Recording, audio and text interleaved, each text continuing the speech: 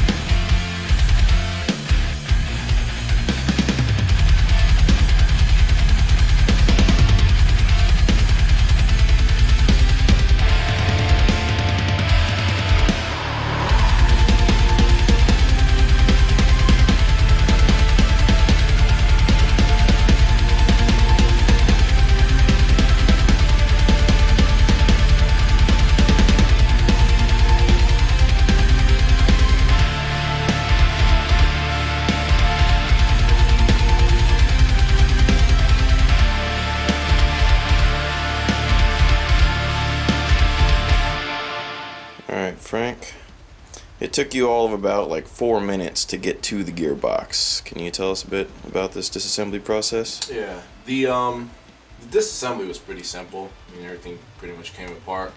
Got to the gearbox. Looking inside, looks like it's got pretty solid internals. So, I mean, yeah. Alright, now that you've seen the inside of this gun, would you spend your own money to buy it? I actually would. I like the ACR. It's one of my favorite weapons in Modern Warfare. So, I mean, it's a pretty cool design, real easy to get to the gearbox. Gearbox real solid. So, of course, with my guns, I upgrade all the internals anyway. So, not a problem for me.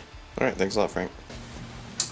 Alright, so that was the inside of the Magpul Masada. Just to clarify a few things, to get to the gearbox is very simple, and you can do so with minimal tools. The stock comes off very easily, the barrel, the front handguard, everything comes apart very simply, but to get into the actual gearbox, you need to know how to solder, because the motor connection wires are soldered onto their terminals. Technically, you probably could work around that to get inside the gearbox, but you should desolder it to do the work properly. This gearbox features a quick detach spring system, so to change the FPS and to change the spring on this gun, you don't need to disassemble it completely like we did. All you need to do is gain access to the spring guide, and you can change your spring out very simply and reassemble it from there.